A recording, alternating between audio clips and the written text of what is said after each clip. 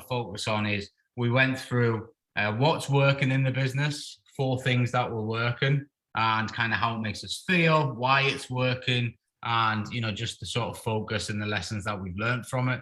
We did the same for what's not working. So we had to look at 4 things that are not working in our business right now. And again, why it's not working, how it makes us feel, what are the lessons that we've learned. And, from that, we derived some targets. So, 4 targets that we wanted to achieve. So, what is the target? Why did we choose the target? And how does choosing the target make you feel? These were targets that we would look to achieve within sort of 12 to 18 months from now. I think we actually used Mike as an example on the call, and, we kind of went through his initial targets. What we then did was actually, listed, so the 4 that were working, the 4 that were not working, the 4 targets. And then we turn those targets into realistic targets, or something that definitely could be achieved, a radical target, which is something that's a bit of a stretch, and then an impossible target, which is something that, you would think would not be possible. But then what we actually did was we actually made those targets possible. So just by taking simple action steps, we figured out, why the target is a target and why it means something, how we were going to achieve it, how it would feel if we did achieve it, and what the focus needed to be to achieve it. So 4 impossible tasks we created, and we went through that same structure, and we then started to open up our minds as to what was actually possible. So I think in Mike's case, we went, I think one of his targets was raising 10 million of investor funds, which seemed like an impossible target. But then when you actually broke it down and said, okay, well, how do we do it? Well, obviously, we're going to need to be networking. We're going to be telling a lot of people about what we do. We're going to need to be, probably putting some investor packs together, just simple things like that. And then you start thinking, well, actually, if I do all of that and I do it at a 10x level, then I probably can raise 10 million this year. If I get out to enough networking places, if I speak to enough potential investors, if you jumped on the train and went to the city and started knocking on all the doors, or just went into all the bars where all the investors hung out and started building relationships, you'd probably start finding this type of money kicking around. But you're going to have to put a lot of time and effort in doing it. So that then just comes back to, okay, well, is your why big enough to make you want to do that? Because if your why is not big enough, you'll not stay the duration of it. So it's all well and good saying I want to raise 10 million, but if there's not a big enough why behind why you want to raise the 10 million, then, it's not going to work. An example of it, which, it sounds a bit harsh, but if someone had a gun to, your child's head and said, you need to raise 10 million quid by Friday, I guarantee you'd raise 10 million quid by Friday, and you probably wouldn't sleep an hour. And that's the difference. So it's like, if your targets, if everything that you want this year is wrapped to a big enough why, then you will achieve them, because you'll do the work that goes with it to get there. But you've always got to make it, you've got to create these sort of mind games with yourself to be able to achieve these targets. So we then just looked at, what it would feel like to actually achieve those targets. And then we looked at sort of the 4 things that you can do to move you towards your impossible goal. So I think in terms of money and everything like that. And then we then broke that down into 4 targets, and we started looking at what are the potential obstacles that can get in the way of hitting that target. Because when you start heading for something, it's all well and good, but then the minute you get an objection or you get an obstacle, you stop, and you potentially use that as a reason to quit. So by getting ahead of the obstacle that we're potentially going to face before it even comes, we're almost like training ourselves that, okay, I'm ready for that obstacle when it comes, and I know how I'm going to push past that when it does happen. So, also looked at who and what we might need to learn and who we might need to lean on in order to complete the targets, and what resources we would need. So just by mapping these out, concentrating on 4 simple targets, we ended up expanding everything. And I do this I used to do it on a quarterly basis. I now do it on a monthly basis, because I want to accelerate things even further. So I now do this every single month, and each and every month I'm hitting 4 huge targets that I have planned out, I've aimed for. And really, these are targets that most people would achieve in sort of 12, 18 months, but I'm doing them in a month because I'm just so wrapped into them that I want to make sure that it happens. I'm not saying everyone needs to go that quick, but as long as you're putting in the work towards these targets, even if you fall short, you're still going to be in a very, very good position, because the work that's required to get to these impossible targets is huge. So if you're prepared to put that huge amount of effort in, you will, even if you fall short, end up in a very, very successful position. So what I want to come on to today, is there any questions on that from any of the people that have been through it or haven't been through it as yet? No, cool. If you have been through it, go back through it again.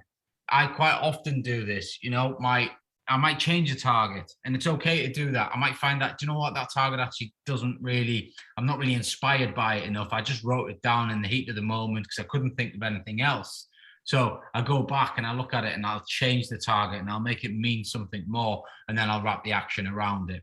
But what I want to really focus on today is how you guys can literally become absolute machines every single week.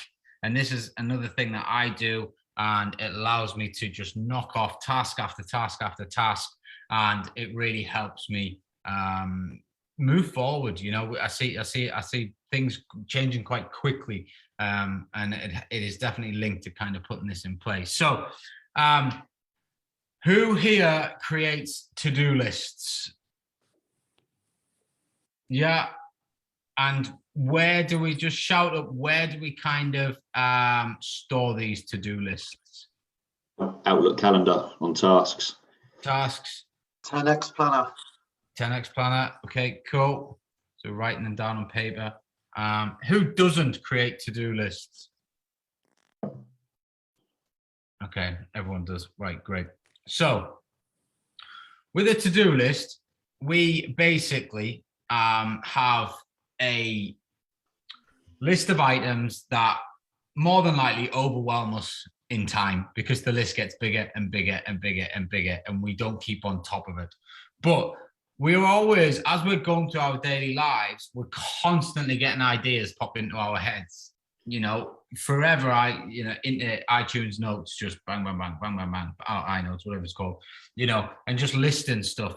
And then I'll put them into my structure whenever the time's right. But whenever I get an idea, I will store it. That could be, it could be when meditating. It could be, just when walking. It could be anywhere, but we're just making sure that we're listing these ideas down.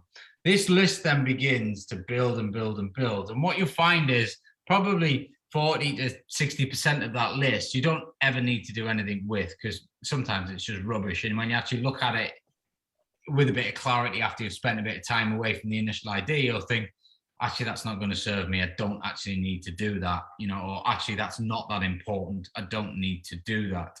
But amongst that list, what you will find is that you will have something that is important, but not massively urgent. So here, important, but not urgent. These are the tasks that massively, these are the game changer tasks, okay? Because what tends to happen is, because they're not urgent, the day-to-day takes over, the general entrepreneur doesn't actually do them, because all they're doing is firefighting the important tasks that are urgent, or the unimportant urgent tasks. What you want to do, and this is where you hear the phrase working on the business, not in the business, all the time from successful people. And this is where it really plays out, because when you're in that position, you can start looking at the important but not urgent tasks, whilst the rest of your team is looking after the business. Now, if you're still the solopreneur, then you're going to have to find the time to become the CEO that's working on the business and not in the business. But then you're going to have to put your operational hat on at a different time. And that comes back to the kind of win the week, planning it out, make sure you block your time out. But what I want you to do is your ideas list, you start storing them somewhere. I've actually designed a ClickUp board for you, and I'll share it with you so you guys can get access to it. But what we want to do is start storing them somewhere. So in here, you've got a hot list of tasks to do. Okay, so you just start banging them in your ClickUp board, just bang, bang, bang, bang, bang, and just get them all stored. What we then want to do is each week, so on a Sunday night, I do this. I do a little prep session. I review the week before. I just, what went well, what probably didn't go so well. What did I fob off that really I shouldn't have? What did I really double down on and get done when I really didn't want to? Where are my energy levels? Blah, blah, blah. I review the whole kit and caboodle. But the main thing is on a Sunday, I then plan for the week ahead. So I look at, right, out of my task list, what is a big task in there that if I focused on and committed to and completed this week would change my business or would change my life? What is that one task on there? And then within that task, I will then pull so for example, what was my task last week? Communications, right? So I felt like there's been a few communication issues within my businesses. And so I wanted to improve the way that our clients, our owners, our guests could communicate with the business. So that was it's important, but it's not urgent. I've still got communication going on. I've still got ways and means for people to reach us. So if I didn't do it, it's not massively urgent. But the importance of it is that if I do double down on it and solve it, I can make it more efficient and I can make the business better. So that was the task that I chose last week. I then break down that task into 4 different elements. So I'll put, step number 1 of the task is, so in that case, I think it was something like identifying what the main communication issues are right now that aren't that efficient. Step number 2 was research alternative communication channels that we could potentially switch to. Number 3 was probably commit to and sign up for the communication channel that I've chosen, or channels, depending on what it was. And then number 4 was implementation of those channels plus full staff training to ensure everybody understands it. So that is my major task that I would commit to, and I break it down into 4 items. What I then do is Monday, Tuesday, Wednesday, Thursday, Friday, I make sure that I do 4 tasks per day. So you'll see on my calendar here, I have these number 1 priority tasks on my calendar every single day, Monday through Friday. They are my basically 4 tasks that I'm completing every single day. So what you want to do is your major task forms part of those 4 tasks, but each week you want to be completing 20 tasks in total. So your 4 major tasks are just part of the 20 tasks. All the other stuff on your ideas list, they can go into your tasks. So you could do step 1 of your major task on a Monday, but then you could knock off maybe 2, 3, and 4 tasks, which are just littler tasks, but they're on your to-do list and you've been maybe putting them off for a while and they've been building there, but you feel like they'll be important and you want to get them done, so you put them on your list. Tuesday, I might do step 2 of my major task, and then again, I'll put in 3 other tasks from my to-do list and I'll just rattle them off as well. Some weeks, I might do all 4 of my major tasks on a given day. I might just block 2-3 hours out and just do it, but it's finding your own rhythm, and it also depends on the task size. Some major tasks might take a 2-hour slot every single day for the 5 days, so you need to plan it. So it depends on the size of it, but ultimately you want to be making sure that you're doing 4 tasks every single day. And by doing that, you've completed 20 tasks per week minimum, but you've also smashed down 1 major task.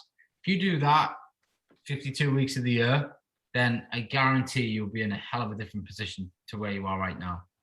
And it just is, it's about getting structured with it. So how you can use this ClickUp board, which is all you need to do is cut and paste that, and it'll open ClickUp and you'll be able to install it. So this is your list. So start putting your tasks in here. You don't have to use this board, but this gives you an idea of the framework. If you want to use Trello or you wanted to just use a bit of paper or a Google Sheet or whatever, you could. But with this, you have your hit list. What is your weekly one big task? So you would do that, and then you'd also list the 4 tasks that comes out of the sort of brainstorming around that task. And then you would just drag, your cards through. So on a Monday, I'm going to do tasks 1, 2, 3, and 4. And you could just say, right, I'm going to do one of my weekly big tasks, and I'm going to do 3 tasks here from my hit list. On a Tuesday, do the same. On a Monday, before you finish for the day, you want to make sure you've ticked every single task off. When you tick them off, they should go into the completed section. Okay. And then Monday should then be blank. I prepare 24 hours in advance minimum. So 5:30 p.m. is my preparation time, just kind of end of day.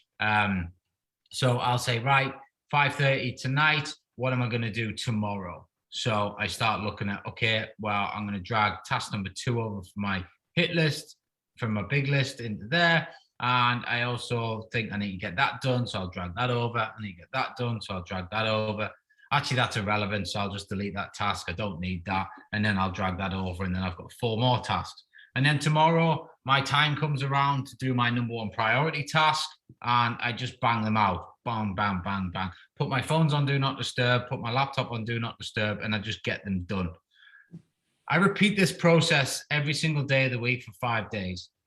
And I've done this for quite a number of years now. And it just, without even thinking about it, you get through so much work that, it's insane. People always say to me, like, I don't understand how you go so fast. I don't understand. You're like a Duracell bunny, blah, blah, blah. It's just by simplifying things down and getting efficient and working on things over the years, which has given me a structure to be able to commit to it and just stick to it and get it done. I don't think about the end result of the task. Like, I'm not thinking about how, all right, I've set up this communication channel. Is it good? Is it bad? Blah, blah. I'm not bothered. I've committed to just completing the tasks. I'll see how the result plays out in the future. Same with whatever the little hit list tasks are. All I'm committed to is just completing them. So what I aim to do is complete everything by the day. Now, there may be some days where I don't get a task done. So I might end up with a task here on Tuesday, and it's actually now Wednesday. All I will do is I'll leave it there on Tuesday, and my main focus is I really need to get this done by Friday. I want nothing in there by Friday or I've failed. So I have to put them in every single day, and I've got to complete them. There may be some tasks that you need to delegate. So you might say, like for me, because I've got teams, I might create an idea to, generate a Facebook ad or whatever. And I'll list out everything that's needed, but then I'll pass it off to the marketing team. Or I might want to create a new page on the website. So I'll pass it on to, the marketing. I might want to do a new blog. So I'll give it to the SEO guys. So some of the tasks you might delegate. But by delegating them doesn't mean that you are now not responsible for the completion of that task. So what I do is I move anything that I delegate into this list, and before Friday, I'm chasing it through with everyone. Where we at with that? Where we at with that? Where we at with that? And making sure that they understand it has to be done by the deadline. So that's kind of how you can become super efficient. And if you do this for the next 52 weeks, I guarantee you will be, I cannot stress how different everything will be for you. You then get your team doing this when you start getting employees on board, and you are multiplying the effect. It is powerful, powerful stuff. So I wanted to share that with you. I wanted to just recap where we've been with the winning the impossible games, because for me, activity levels is how you're going to win this game. Nothing else. If you want 20 service accommodation units this year, activity is going to do that for you. If you want 200 grand in the bank account by the end of the year, activity is going to do that for you. But the problem is with the majority of people is They look for reasons not to get the results, and they allow their daily lives to prevent them from actually taking the action that's required. Because to get the results that you want, you're gonna have to do a hell of a lot of action, unless you haven't got big aspirations. But I'm guessing pretty much, if not all of you, have huge aspirations for this year.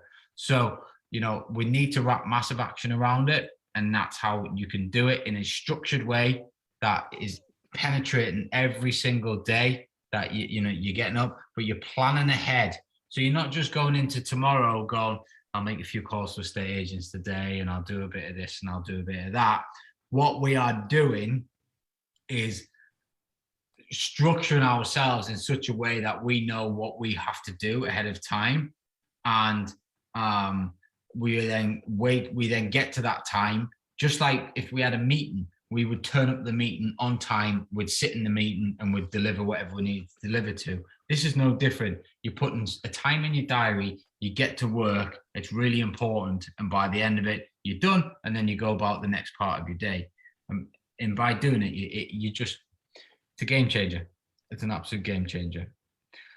So that being said, what I would like to do now is I want to split you up into breakout rooms. So there'll be how many is there of us? 1, 2, 3, 4, 5, 6. Okay, so I'm going to split us into breakout rooms for 5 minutes or so. What I want to do is I want you to have a conversation about, some people will be in the main room with me, but I want you to have a conversation about what your impossible targets are for the year, so that you can all start holding each other accountable for those targets, and just a bit of a brainstorm on what I've just gone through and how you can potentially see that benefiting you and your setup going forward. So let me just, if we create 3 rooms, and that's fine. Okay, so I will split this off, and then there'll be a timer which counts down for 15 seconds to bring us back in the main room. Then we'll do some Q&A and some deal clinics if anyone's got anything to look at, and then we'll kind of wrap up for the rest of the day. Okay, let's go.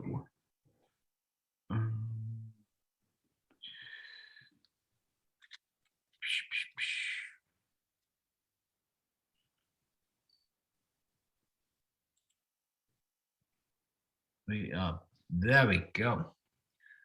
Okay, so who we got? Kate and Adrian, and we've just lost Gavin by the look of it. Oh.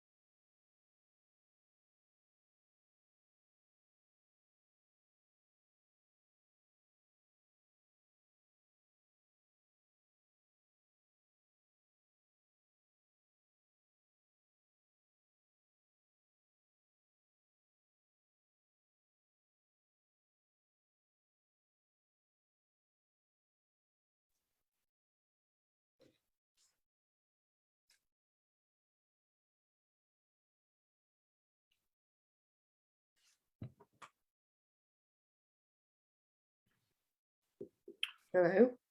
Get everyone back in. I'm not sure how you slipped back in early. I got completely cut off and thrown out. Everyone's. I didn't go into a room anyway. Never mind. So were you on your own? Yeah, I just had 5 minutes by myself. Oh, well, you've done a lot of talking. You deserve it. I know. So, we'll get everyone back in, and then I'll go through some. See if anyone's got any questions and what have you, and I'll share this doc as well so everyone can pick up on that. Where are we at? Change. I got thrown out there, Ryan. Don't know what I did. I think you pressed the blue button a bit too soon. Yeah. So I've just shared the document that I was going through in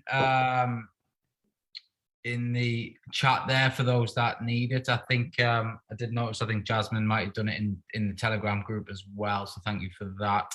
A few people want to just hop off and just share what was kind of going on in the groups. Okay. So I was in with, hello everyone, I'm Caton, by the way. I was in with Leah, Adrian and Gavin, and we were just talking about what our strategies were. We didn't quite get into the flow of what we were all doing. For me, I kind of just said that from December, I was looking at what the plan would be around rent-to-rent SA, rent-to-rent and rent-to-rent HMO for the next 12 months. But I need to drill down and understand more around the tasks in achieving what I want. So let's start by quantifying. So I haven't done any quantification yet. I think I'm going to start there and work forward from that. But then we got into, I think Gavin was talking about cash flow, and then Adrian was talking about a couple of bits, and then the session ended. So. Cool. Anyone else? Yeah, I'll go. It was Louise, Dipesh, Lewis, and I. So it was coming across quite evident that we all had or knew what our goals were. Need to tighten up on them, but none of us really had kind of the action plan alongside achieving those goals for the year. So that's definitely the focus that was coming out of our group is. What's the actions that need to be put in place in order to achieve those goals over the course of the next 12 months or so? Yeah. Okay. Anyone else? There was another room, wasn't there? There was one more room, I think. Yeah, that was our room. Zach, Jasmine, and Patricia's room. So, yeah, fair play to Zach. He talked through his goals. And explain to us what they're going to do for the next 12 months. Patricia was just about to do the same. And then we also congratulated on Patricia for quitting her day job. Well done. Big move. You won't regret it, I promise. So, okay, cool. So hopefully tonight has given you some structure on how you can create that structure to get your, targets done. First and foremost with the, planning document, the Impossible Game planning document. It's really important that you do spend time. A lot of people think I haven't got the time to plan. If you don't spend the time planning, you'll waste more time trying to just figure it out on the go than if you actually just spent the time planning. And, like my planning sessions can be about 5 to 6 hours long. I do that once a month. So, that 5-6 hours, it's nothing really in the grand scheme of things. You just block it out and you do it. And then you've got a clear plan and a clear direction. Not everything goes to plan, but at least if you've got something to rely on, you know what you're heading for. I just issued my business plan to all the staff, sort of, I think it was about New Year's Eve, I think I did it, or the day before. That's like I don't know how many page document that I've put together. It took me best part of probably 2 weeks to put that together, but it clearly sets out the vision, the strategies, how we're going to achieve it, how everyone's role plays into that sort of vision and how everyone's role plays into the targets, what KPIs they all need to track to be able to ensure that they're leading themselves down the right path to not only achieve what they want, but also achieve what the business requires. And then, issued all the trackers that they've got to then complete so that I can have a keen eye on all the different KPIs. So it's, it's super, super important that you have that plan in place, or you'll just wander throughout the year. You'll just wander. March will be here in no time, then it'll be June, and you'll still not have achieved what you want to achieve. So especially if you are in, well, not especially if you are in day jobs, because it's equally as easy to wander even more when you have not got that day job distraction, and you've got a bit more time to yourself. But it's really important that you maximize every single second. Like, you should go to bed exhausted. If you really want to make 2022 your year, you should be going to bed exhausted. I still feel like I do now. I start at 4:30 a.m. I'll hit my bed about 9, half 9, and I'm out like a light. But I know that I've done everything I can possibly do that day. Some days I don't, some days, not as good as other days, but that's just the way it goes. But it's about just showing up, hitting those tasks, doing the daily tasks. If I do them, and I've done all my other bits and bobs, my workouts, all my mind stuff, and just getting myself all prepared. All I know is I've expanded that day, and I'm happy. I always educate myself. I always teach myself something new every day, and and then I'm happy. I'm done. I move to the next day. And some days are better than others, but ultimately, at the end of the week, you look back and you think, yeah, okay, we've moved forward that week, and that's all we're trying to do. And that's all I want you to start doing, is just really focusing it down to daily actions, weekly summaries, and then let's just keep reviewing it as we go through and just see how impactful it is. And if you do it, you'll start to see the results, and then you'll start to want to do it more. Okay, cool. So hopefully that has given you enough to work at for this week. I do want to now just kind of go through any questions that anyone's got. Just, it can be generic, it can be about what we've discussed, it can be totally off topic and about something else. If anyone's got any deals they want to look at, let's just fire away. Jasmine, is that you with your hand up? Yeah, I just wanted to ask about the 90-day rule. Will we be doing a session this month? I know we had talked about it, doing it in January. We can do. We can do. What's the burning questions? I suppose it's the understanding and the grey areas around it, because I get a lot of mixed feedback from different solicitors. So I would just like to understand it from your point of view, maybe more, and then dig into that and actually come with prepared questions. I don't actually have them right now. Yeah, I think, I wouldn't say the 90-day rule is a full session. I think the 90-day rule is a bit like your buy-to-let mortgages. It's technically the 90-day rule is 90 days short-term rental, and that's all you're allowed to do within the Greater London area. And there's now, I think Edinburgh fall into that category, and there's a few other cities as well that are starting to creep in with various rules. So the councils can issue fines for breaking those rules, and that is it in effect. There are, as you say, it's like anything, isn't it? It's like a lease agreement where it says, no business can be operated from this property. However, the lease agreement was done in 1940s. So the solicitors would argue that, well, Airbnb didn't exist then. So that doesn't really, that's not what they mean. They more mean like setting up a fish and chip shop or something like that. So I think the 90-day rule probably, for me, is that you can operate for 90 days. If you can turn a shorter term booking into what I would call medium to long term corporate contract, then that probably flirts with the guidelines, but you could technically say it's a tenancy and therefore not a short term rental, and therefore those days wouldn't count. If you can run it through different management companies, but at the same time that again is a very gray area and a very, not really a productive or costly way of doing it. So I think ultimately it comes down to the risk appetite of whoever's operating the property, and ultimately how much you want to flirt with the guidelines of it. So, but by the letter of the law, you're allowed to rent for 90 days, and that's that.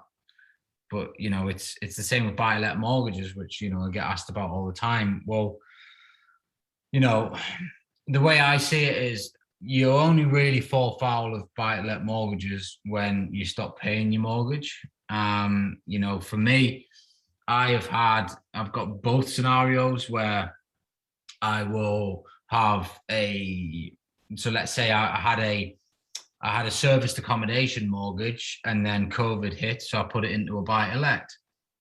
Now that's in a 2-year fixed period. So do I then go and incur all the redemption penalties to put it onto the right mortgage product, or do I just continue operating the property knowing that I'm paying the mortgage payment?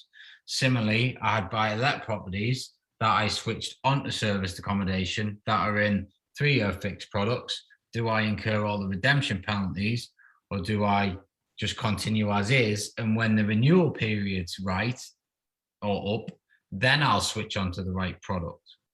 And again, that just comes down to appetite. Some people don't want to, they can't live with the anxiety of being, the wrong side of the rules. But for me, I'd rather ask for forgiveness than permission, and it's like, what am I actually doing wrong? I'm still paying the bills every single month. I've still got, the mortgage is still getting paid, and I'm still insured. I've got the right insurance on the property, because your insurance isn't linked to your mortgage. So, I have short-term rental insurance, or I have buy-to-let insurance, and, ultimately, worst case scenario, they say, well, we're not going to lend to you. We want the money back. Well, they give you, I think it's 90 days to get the funds together. So then you just, that's when you would then go and remortgage away and put it on a different product. But, redemption penalties can be quite steep. So, you start factoring those into the situation, and it becomes very costly.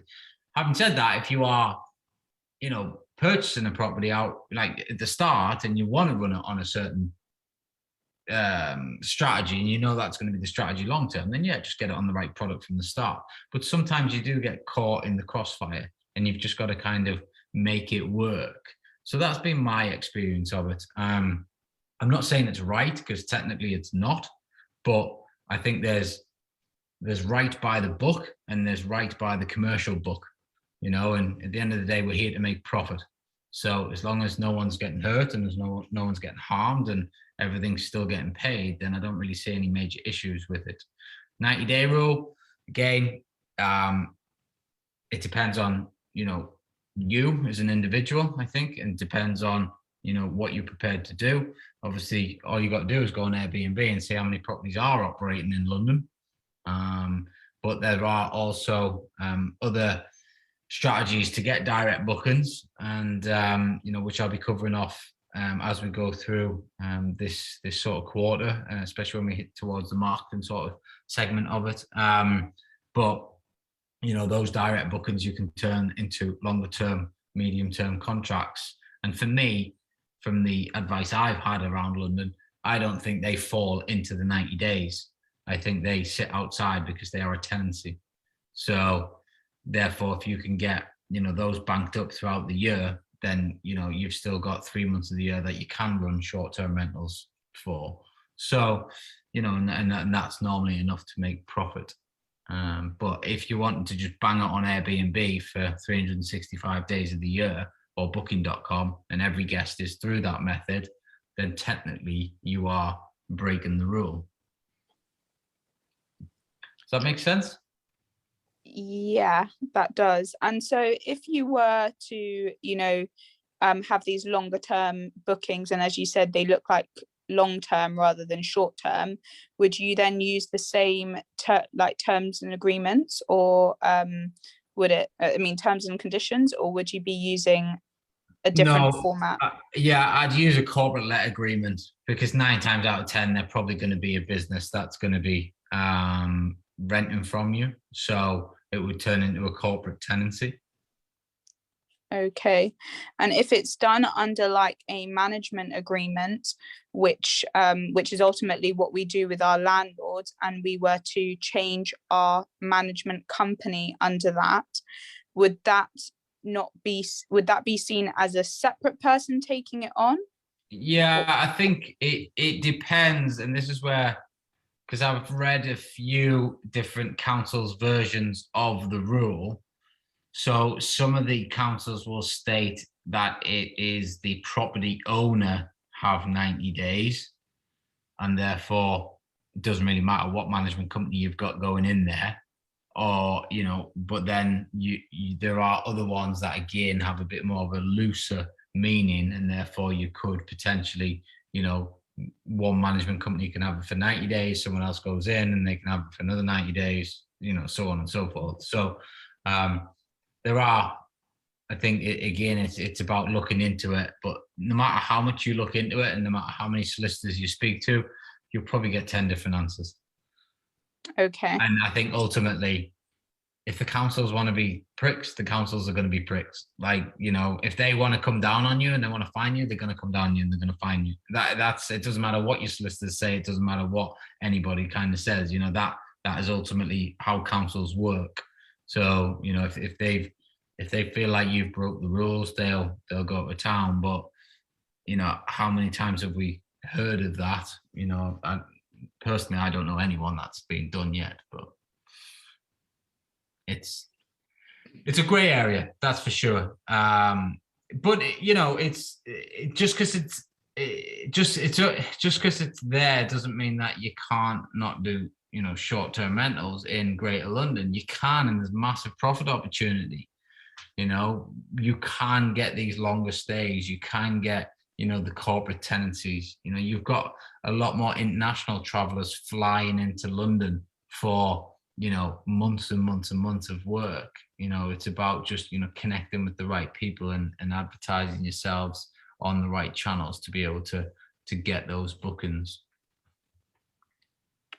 Okay. What I've heard is that anything over 30 days is meant to be not a short-term booking as such, because Airbnb doesn't take bookings over 30 days. So if you got a corporate client in and it's for 3 months, and then you had a month between the next one, you're only using 30 days of your 90 days. It's sort of stacking the figures to suit yourself type thing. Yeah, there's ways and means around the whole thing. There's ways and means around the whole thing. My personal opinion is I wouldn't get too worried about it. I would just crack on. But not everyone thinks like me or has my risk appetite, and I appreciate some people, like my wife is one of the most anxious people that I've ever met. So, she definitely couldn't do it because she wouldn't sleep at night, so you've got to, it depends who you are. It depends, how you want to operate. But if that doesn't work for you and that is the area you're in, well, then you're going to have to go and find another area to operate in, because, the business works. You just got to make it work for you. And it's also got to sit right with you as well.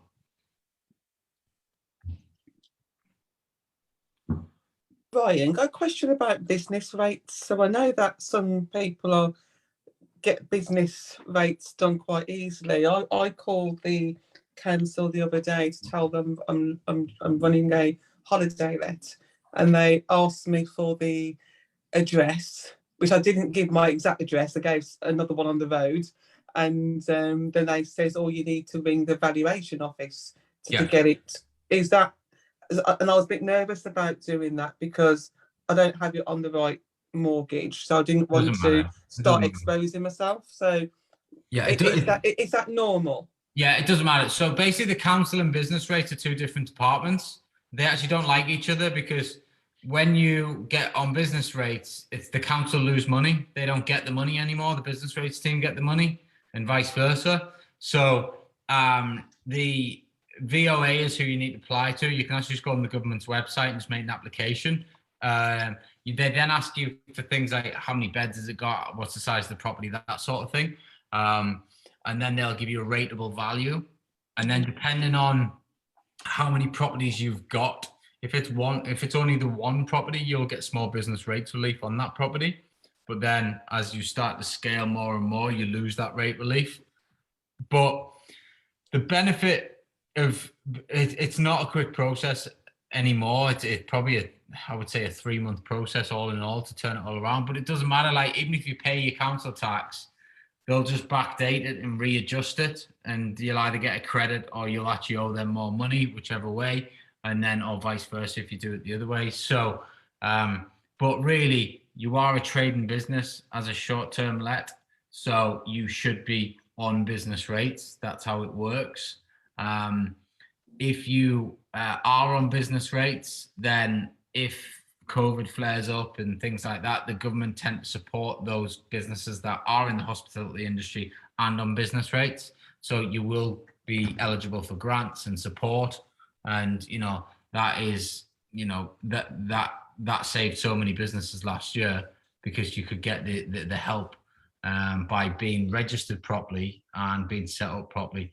The difference in payment is it's negligible, really. You might pay 30, 40 quid a month more, possibly, on some of the properties. You know, you might even pay a tiny bit more sometimes. But, you know, if you've got a good SA operation, you should be making, you know, north of 500 quid a unit. So if you've got to pay an extra 30, 40 quid, then so be it. You know, that's just the way it is, and that's what you've got to do. But they don't, from memory, they don't ask who your mortgage lender is on the application form. They definitely won't contact them, even if they do. The only people I know that contact mortgage lenders are your HMO officers when you apply for a HMO license. I know that.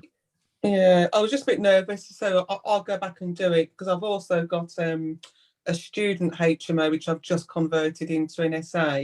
So actually, I didn't want to do it on that, only because I wanted to retain the HMO license just in case I had to switch it back, because I've started to incur cost in the HMO, the HMO additional license process. Yeah, so I think you will. Obviously, a HMO license, most areas is for 5 years. So that stays with the property. So I think even if you switch it to an SA, you should still retain the license, I would imagine, until obviously the 5 years expired, because you're still the same landlord and the license is with you and the property. So I can't see that being a problem either. Yeah, it's just because they put the new rules in for additional and selective licenses, started to apply for it, then COVID happened, and then they've gone all quiet. So I haven't got the official license yet, even though they've said in principle you are a HMO license. Yeah, so I thought I'll leave that one out just because it's going through the process. But it's the other one I've got, which they said go and speak to the VOA and fill the forms out. But I just wanted to make sure there was no comeback if I didn't have it on the right mortgage. So I didn't want to expose myself. No, I've never had any issues. So cool. I've never had any issues. Okay. So that's the only thing the only issue I've ever had with a mortgage company is I recently sort of early last year switched all my companies into a group structure. And the mortgage works didn't like it, so they pulled the mortgage. But I was like, fair enough. I mean, there was no change. It was just the way that my companies were structured for tax purposes. But they didn't like it, so they pulled the mortgage. So they give us 90 days to find new funding. So, but I've never, touch wood, had anyone sort of reach out and say you're on the wrong product, or Okay. So, cool. Thank you. Cool. Ryan, just one more question on section 24. Mm-hmm. Is section 24 limited to the type of mortgage that you have? So I have someone who has their own personal mortgage on a property here. They've moved abroad. They're just renting it out separately on the side. And I just wanted to know, could they benefit from section 24 even though it's on a personal mortgage? Yes. Yeah, I would think so, because it's section 24 is about, well, it's probably coming back to the grey area again a bit. Technically, section 20, technically the mortgage will have interest, And Section 24 means that you can't obviously write the interest off with your rentals. So depending on how they're handling the tax affairs, but if they go on to section, if they go in or turn it into a service accommodation unit, then obviously they're exempt from Section 24. So they should still be able to then factor in the interest element of the mortgage. Again, if it's that situation, they'll be self-declaring at the end of each year what their earnings are, and then they obviously need to either factor in the Section 24 or not factor it in. So it would come down to them. Although I would say that at the end of the day, they're paying mortgage interest, which technically they shouldn't be able to. Obviously, they're on the wrong mortgage product, but I really don't think HMRC are that bothered about the mortgage product. I think they're more bothered about what's right and getting the tax off the person. So I'm pretty sure that if the HMRC investigated them, they said, oh, I'm on a personal mortgage, so I don't have to, so I can include the tax write-up in my calculations. I'm pretty sure that they would say it doesn't really matter what type of mortgage you've got, you renting it out, and that's against Section 24, so you've got to pay the tax on the difference. That would be my probably opinion on it. I'd probably want to clarify that a bit deeper, but I'd say I'm probably about 85% right on that if I was a betting man. Okay, thank you. Cool. Okay, so is there any more questions before we shoot? No. Cool. So what I want you to do for this week, just a little homework task. I do want to kind of get you in the habit of taking action after every call. So we have 3 days of the working week left. So 4 tasks per day. I'd like you to get down on paper a minimum of 4 tasks tonight that you can do tomorrow. And if you can get 12 down, fantastic. They're your next 4 for each of the next 3 days. But minimum this week is to get 12 tasks down on paper, or even if you've got your to-do lists already, have a look at them. What 4 tasks can you do tomorrow? What 4 tasks can you do Thursday, and what 4 tasks can you do Friday? Hit your 12 by the end of the week. Get yourself fully set up with your ClickUp boards or however you're going to run it, and then start planning next week out so that you have 20 tasks to go out next week, and then we'll start to build on the productivity. If you go away from tonight and you don't do 4 tasks tomorrow, guess what's probably going to happen on Thursday? You'll not do 4 tasks on Thursday. You'll also not do it on Friday. And then by Saturday, this whole webinar will have been a total waste of time, and you might as well have watched Coronation Street. So we've got to start taking action, all right? It's really important. Just creating these daily habits, just creating the habit of, whatever time you're going to schedule your tasks, that's in your diary, that's what you do on a daily basis. Whatever time you're going to actually commit to doing the tasks, that's on your diary, you do it. And over time, 2, 3, 4, 5 weeks, you'll not create a habit by then, but you'll start to be progressing more towards creating a habit. It takes about 6 to 7 months of doing something to create a habit. It takes 2 years of doing something to create it as part of your lifestyle. So, that just shows you the amount of work that you've got to do to create a habit. But if you can discipline yourself and focus on it and just get started by doing 4 tasks tomorrow, then at least you've started and you're on your way and you start to create that habit. All right, just a quick one. On the task management tools, referencing Asana and ClickUp, is there any big difference between the two? Not really. I used to use Asana and then I found ClickUp, but they're identical really. I just visually like ClickUp better. Okay. But they do the same, they do the same tasks. So. Cheers, thanks. Trello's much the same again, is it? Trello's the same, yeah. They're identical, yeah. They all do the same. Effectively, it's just organization, isn't it? And just making sure that you can quickly visually see what you need to do. But you could do it on a bit of paper. You could write it on a whiteboard. It doesn't really matter. The idea is you've got 4 tasks, get them done. Simple as that. So can I ask awesome a question? Yes. Just currently in bit of a world of pain with setting up 3 new properties and Booking.com, Airbnb and Smoobu and Price Labs, and just trying to get them all right and talking to each other. And just one, would you, if you've got 2 properties in the same building, do you put them separately on Booking.com or No, together? put them together. You'll get more views. You'll get more. You get more attention. Reason being, if if you list them as I think of a bigger example, but we've got 16 flats in one tower in Dubai. Yeah. So we list all that as one tower. So if we get a rugby team needing 15 rooms, that tower will come up in the search. Yeah. Because it shows as one place. Right. So similarly, like with yours, like let's say they sleep 4 each, right?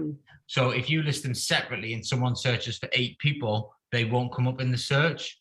But if someone searches for 8 people and you've got them listed under one house or one block, when you're in there, you list it as a block, and then you can put the different rooms within the block. And then I just did that yesterday, and then I sort of looked at it and I sort of panicked because I went onto Booking.com and it just showed it as all the photos all sort of mumbled in together, and you couldn't tell which was which. And you should be. I mean, you create the 2 numbers. Separate ones. They've got separate numbers, but so I think I still need to go into it a bit more. You put the photos in the individual apartments. Yeah. On Booking.com. But no, that's definitely the way to do it, because you get more views, you get more, you go in more searches, all that sort of stuff. Well, that's good then, because I panicked and thought I'd done it wrong and thought, oh, I'm gonna have to start again. But I've done it. I've done them on together. So yeah. Okay. Airbnb don't have that feature, unfortunately, but Booking.com do. Yeah, and then will that all work with Smoobu? Because Smoobu and Airbnb have it separately and Booking.com have it sort of together. Will it still all work with the channel manager? It should do, although I don't know about Smoobu because I've never used that. No, never used it. But I would imagine so, because you just put your property listing IDs in and normally tag them through. So it should do. Yeah, hopefully. Okay, thank you. Cool. All right, let's get after it. Any questions through the week, just ping it into the group, and I shall see you next week, same time. Awesome. Take care, everyone. Bye.